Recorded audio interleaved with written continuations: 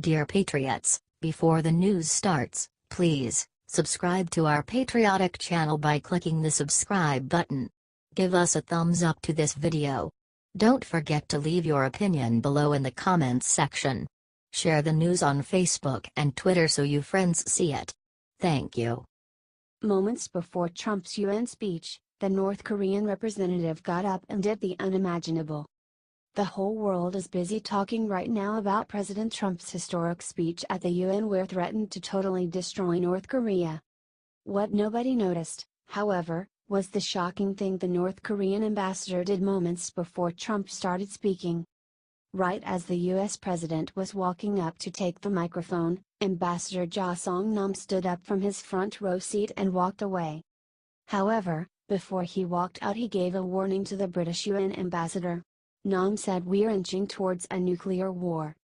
The junior ambassador from North Korea was left alone with his headphones on for the remainder of the speech. Trump then went on to make it clear that he is arming and empowering the military and preparing for war with Kim Jong Un since he refuses to stop building and testing nukes and ICBMs. President Trump even listed off their sick war crimes publicly. It is responsible for the starvation deaths of millions of North Koreans. And for the imprisonment, torture, killing and oppression of countless more. It wasn't only North Korea he went after, though. He went after a lot of the US's biggest threats including Iran. Trump said they are still building nuclear devices. Cuba, they have been using sonic attacks on the American embassy to cause brain damage. Venezuela, their failed socialist government is in the middle of a bloody civil war after getting voted out of power. Syria, obviously this one is a mix of ISIS and Assad. If you are not opposed to seeing the end of the Kim family controlling North Korea, help us get this shared out and let everyone know how the country feels. In the end, it's all up to you, America.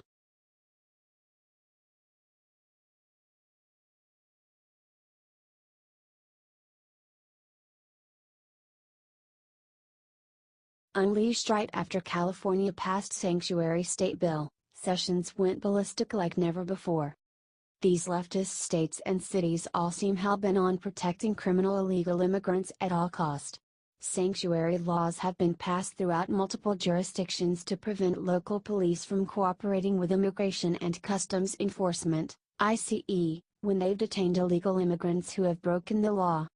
California legislature just passed a bill that would bring that policy to the entire state, instead of a handful of cities. Attorney General Jeff Sessions was not having it though and put them on blast in a speech in Portland Tuesday. The bill risks the safety of good law enforcement officers and the safety of the neighborhoods that need their protection the most. There are lives and livelihoods at stake.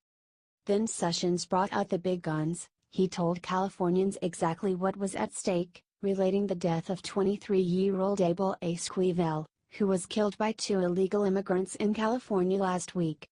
About 3 weeks before the murder, one of his alleged killers was arrested for an alleged battery, and, despite a request from ICE, he was released. One of the other defendants in the murder case also had an ICE detainer request for him when he had been arrested back in May for illegal possession of marijuana and brass knuckles. Esquivel was a young Hispanic man volunteering for his community when he was killed in an attempted robbery. His life matters. Respecting our country's immigration laws matters and protects all Americans regardless of race. This is a terrible story and it did not need to happen. Sessions was right for bringing it up and putting it in front of California Governor Jeff Brown's face, urging the governor not to sign this law that is in front of him.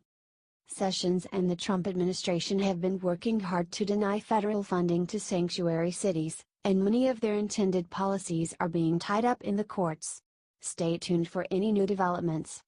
Support Sessions and honor the death of this brave young American by sharing this out 50,000 times. HT Fox News.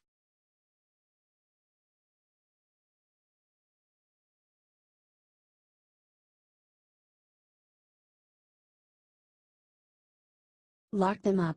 3 dirty Democratic congressmen arrested for doing something sick outside Trump Tower. If ever there was a case of Democrats showing their complete disrespect for law and order, this is it. 3 Democratic members of Congress have been arrested on disorderly conduct charges during a protest outside Trump Tower. Democratic Congressman Luis Gutierrez of Illinois being arrested outside of Trump Tower. On Tuesday, U.S. Reps. Raul Grijalva, of Arizona, Luis Gutierrez, of Illinois, and Adriano Espaillat, of New York, were illegally protesting in favor of the DREAM Act without a permit and were told to leave by police. Instead of respecting police orders, the Democrat congressman chose to act like children and sat down in the middle of a busy Fifth Avenue to block traffic. Not even ambulances were able to drive through their temper tantrum. All 3 Democrats were eventually handcuffed and arrested for their unlawful actions. These congressmen just disgrace themselves and the titles they hold. Not only are they willing to fight for illegal immigrants who break our laws, they are even willing to act like criminals themselves to fight against legal Americans. Share this if you think that these congressmen should be forced to resign immediately for their disgraceful behavior.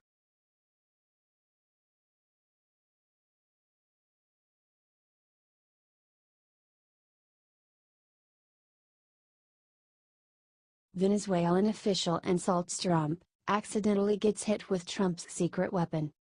Donald Trump spoke for the first time at the United Nations today and his speech was a stunner from beginning to end. During the 45-minute address, President Trump threatened North Korea, called out radical Islamic terror, and impressed Benjamin Netanyahu with his boldness. The Venezuelan delegation, however, was less impressed. For a moment we didn't know if we were listening to President Reagan in 1982 or President Trump in 2017, said Venezuelan Foreign Minister Jorge Arreza when asked about the president's remarks. Of course, Arreza meant the comparison as an insult related to Reagan's racist and supremacist theory. We Americans see it differently. Reagan remains the most popular president of the modern era because he embodies peace through strength. Now, Trump is emulating Reagan's approach, and the results are poised to be just as spectacular. If his foreign policy is being compared to Reagan's, particularly by socialist nations, then Trump is obviously doing something right. Share if you are proud of this insult to our president.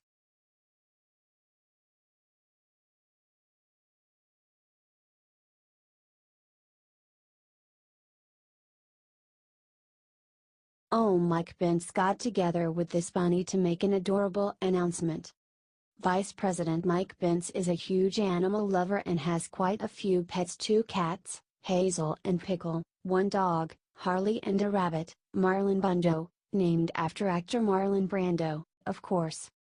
He's often been spotted with his pets, and when one of his cats, Oreo, died this summer, the VP's wife Karen Pence released a sad statement. Now it gets better. Karen, Pence's daughter, Charlotte Pence, and the vice president himself have teamed up with little Marlon Brando to create a children's book a day in the life of the vice president. Cute, right? Brando, the official Botus bunny of the United States, will be pictured following VP Pence around on his official duties.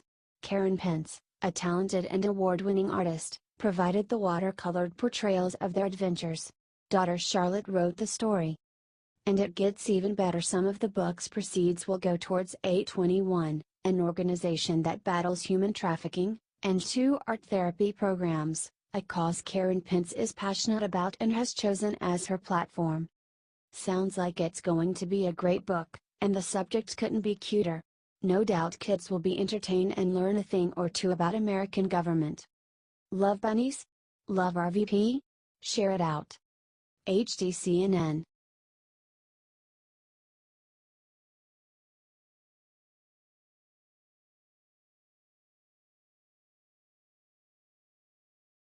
Judge Napolitano just went nuts. Look what he leaked about the evil plans to tap Trump. Judge Andrew Napolitano joined Stuart Varney on Tuesday to talk about the shocking report that came out recently that shows that Obama's FBI spied on the Trump campaign during the election. Napolitano is arguing that this included spying on President Trump. President Trump tweeted in March that Obama wiretapped Trump Tower. Judge Napolitano, when Jim Comey, still the director at the FBI, told the Senate Intelligence Committee under oath, I know of no surveillance in Trump Tower. How could he not have known of this if his own FBI was doing it? If it was a FISA warrant, Valerie Jarrett and Susan Rice could get their hands on it. I can assure you Donald Trump is caught up in that wiretap. I can assure you his words and his voice are all over it. Obama and Comey broke the law. They need to be put before a court and sentenced under the law. Where is Jeff Sessions? Where is our Department of Justice? Share this everywhere, y'all. The media is suppressing this news. Trump was right all along, he was wiretapped by the Obama administration for political reasons. We need to expose this scam now.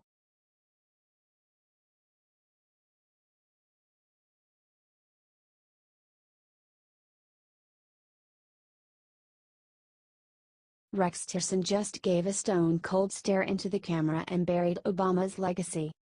Secretary of State Rex Tillerson got on Fox News Tuesday night and blasted Obama's 2015 Iran deal, calling it one of the worst and most one-sided transactions the United States has ever entered into. Then he started into the camera and said something we've all been waiting for: it really has to be revisited. Finally, we have people in charge who both understand that this deal is terrible and are ready to act on it. Tillerson said the most obvious problem with the Iran deal was a stipulation that most of the key restrictions currently being imposed on Iran would be lifted in 2030, called the Sunset Clause. Tillerson said the conditions would mirror those that allowed North Korea to acquire nuclear weapons. Unfortunately, this is what U.S. governments in the past did with North Korea. They just simply entered into agreements that were short-lived or were easily cheated on. He added that Trump is thinking along similar lines, which the president has said himself multiple times. And I think that's the president's assessment of the Iranian nuclear agreement, is that it's not a stiff enough agreement, it doesn't slow their program enough, and holding them accountable is difficult under the agreement. Obama negotiated the deal in 2015 with the US, Russia, China, France, Great Britain, and Germany. It's amazing how things are now full circle and we have an administration ready to work to make it right. Love Trump and his team? Share it out. HT Fox News.